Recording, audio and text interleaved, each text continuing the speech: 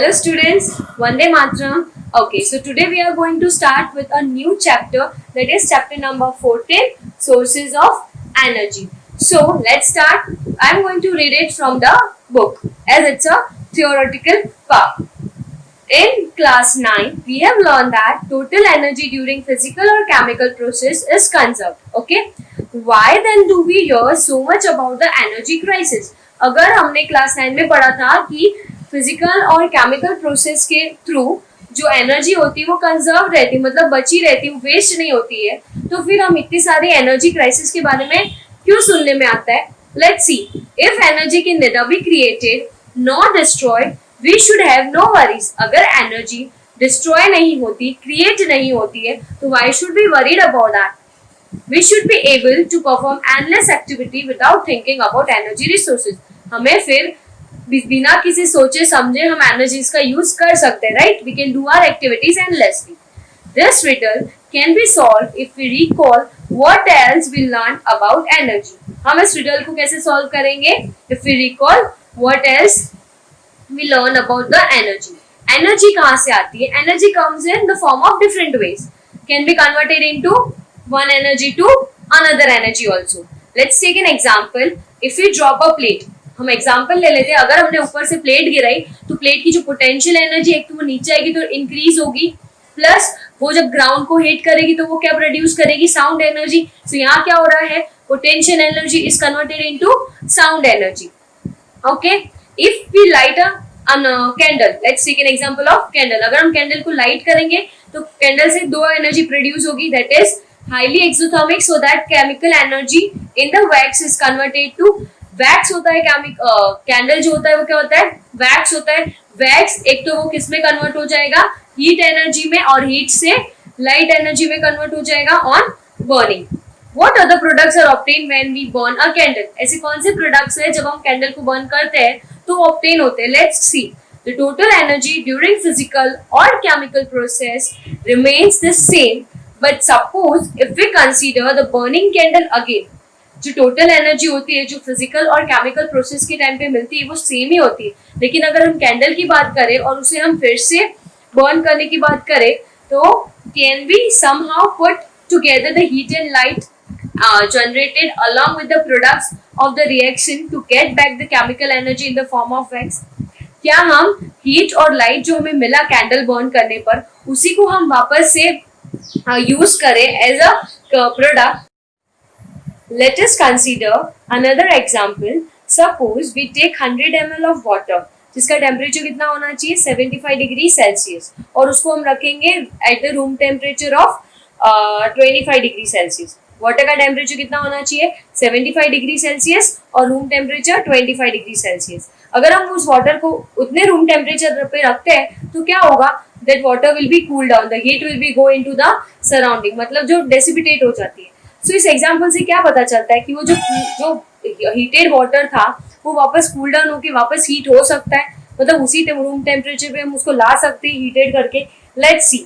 In any example that we consider, we will see that energy in the usable form is dissipated, मतलब धीरे धीरे disappear हो गई वो heat to the surrounding in a less usable form.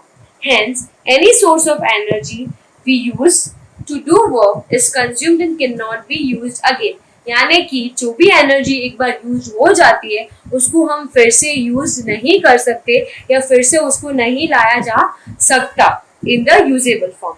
Now let's start with the another topic, that is what is a good source of energy. What can we consider as a good source of energy? We in our daily lives use energy from various sources for doing work. हम अपने life में बहुत सारे काम करते हैं using the various types of energy. We use diesel to run trains, we use electricity to lights up street lamp, और we use energy in our muscles to move, to run bicycle और for walking, right? The muscular energy for carrying out physical work. Physical work you can say cycle चलाना है या कोई physical work करना है तो you need a muscular energy. Electric energy for running various appliances, chemical energy for cooking or running a vehicle, all come from the some source. कहीं ना कहीं से तो आते हैं ये सारे. We need to know how to do we select the source needed for obtaining energy in its usable form. हमें क्या जानना है कि ये सारे सोर्सेज आते कहाँ से हैं और हम इसे यूजेबल फॉर्म में कैसे ले सकते हैं. Okay, we can see that the particular source of energy or fuel we select for performing some work depends on many different factors. जो भी हम एनर्जी यूज करते हैं या जो भी हम फ्यूल यूज करते हैं कहीं ना कहीं से आते हैं, कहीं ना कहीं डिफरेंट फैक्टर्स से वो आते हैं.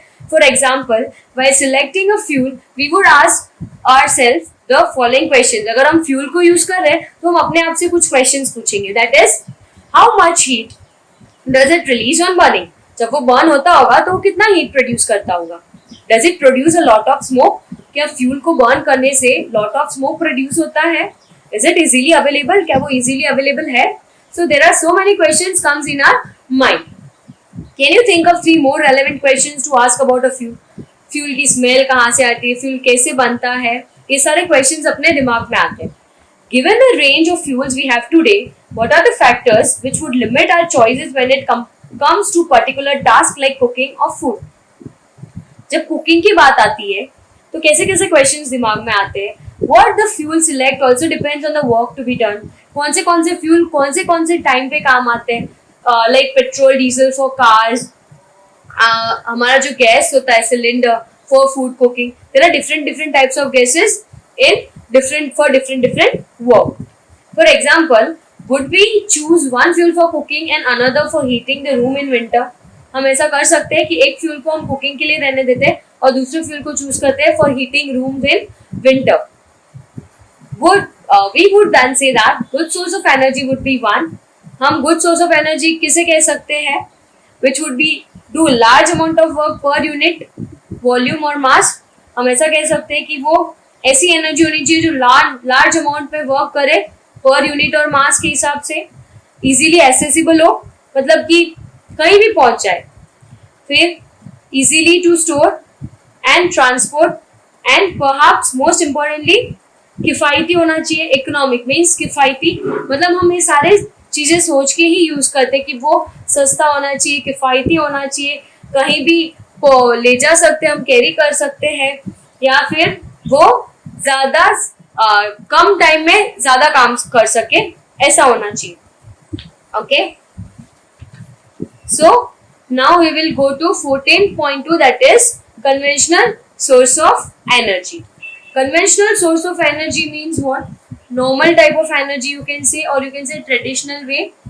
Okay, in ancient times we are going to study about first fossil fuels. In ancient times wood has the most common source of heat energy. Ancient times में क्या था, एक wood ही था जो सबसे ज्यादा यूज होता था as a heat energy. The energy of flowing water and wind was also used for limited activities. Energy flowing water से और wind से जो मिलती थी वो भी limited activities के लिए ही यूज होती थी. Can you think of some of these uses?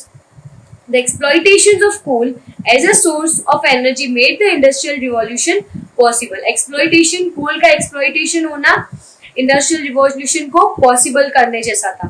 Increasing industrialization increase हो गया has led to better quality. जैसे जैसे industrialization increase हुआ हमारी better quality of life हुई all over the world. It has also caused the global demand for energy to grow at the tremendous rate. मतलब globally इसकी बहुत demand होने लगी, किसकी? इंडस्ट्रियलाइजेशन की. The growing demand for energy was largely met by fossil fuels. Energy की demand कब से हुई? जब से फॉसिल फ्यूल्स आए. कोल ले लो, पेट्रोलियम ले लो, these are the fossil fuels. Okay, our technologies were also developed for using this energy sources. हमारी टेक्नोलॉजी ने भी बहुत कुछ डेवलप किया है for using this resources. But these fuels were formed over millions of years ago and there are only limited reserves.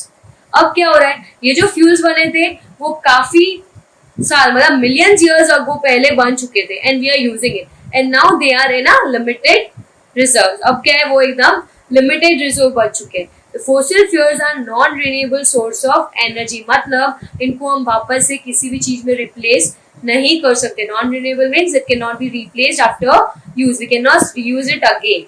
So we need to conserve them. इसलिए हमें उसे बचाना होगा.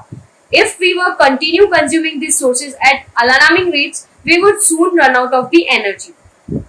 अगर हम ऐसे यूज करते गए इनका तो क्या होगा, एनर्जी खत्म हो जाएगी. In order to avoid this, ऐसा न करने से alternate sources of energy were explore. सिर्फ फोसिल फ्यूल्स ही यूज करे, इसकी जगह हमने क्या किया, दूसरे एनर्जीज का स्टार्ट किया, एक्सप्लोर करना स्टार्ट किया.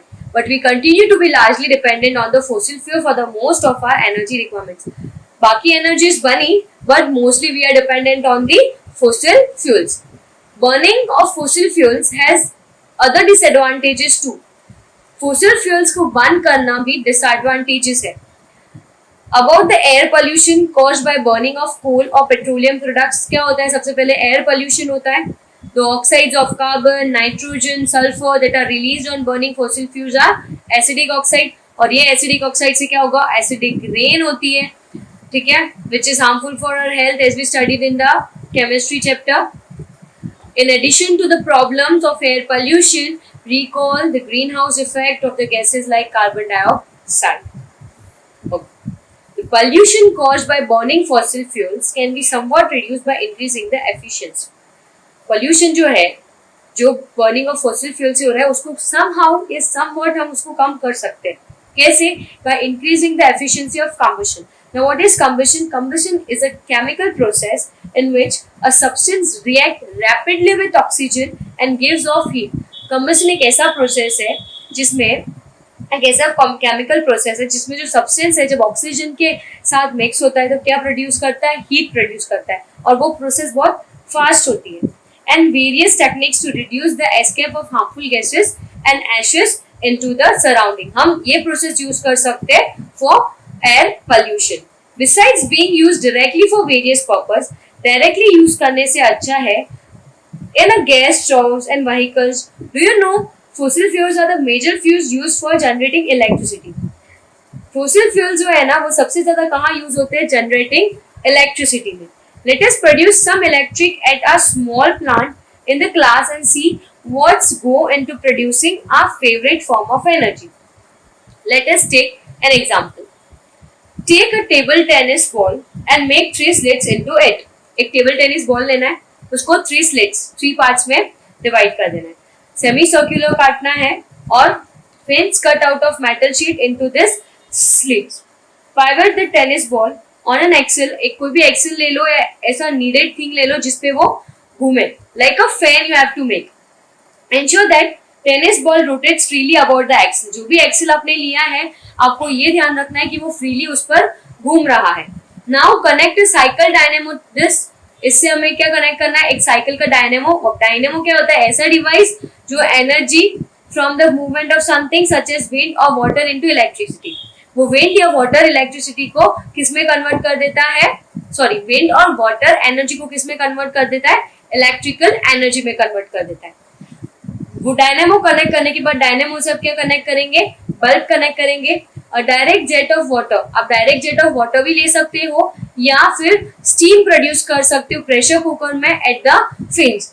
वो जो स्टीम है वो कहाँ जानी चाहिए, फिन्स पे जानी चाहिए. मतलब टेनिस बॉल का जो आपने बनाया है सर्कल उस पे जानी चाहिए. व्हाट डू यू ऑब्जर्व, क्या ऑब्जर्व करता है, the figure should be like this. You can see here, this is the dynamo, this is the pressure cooker, sorry, this is the fins, this is the pressure cooker, this is the dynamo and this is the bulb.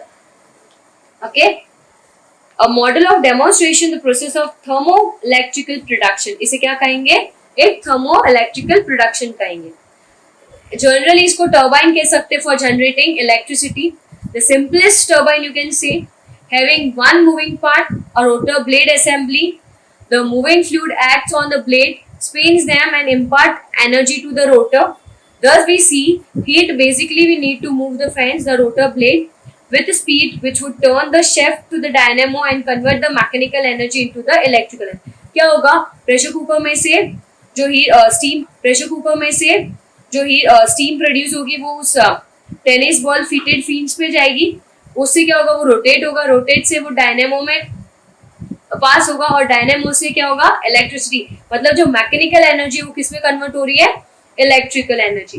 To form energy which has become a necessity in today's scenario, the various ways in which this can be done depends upon the availability of resources.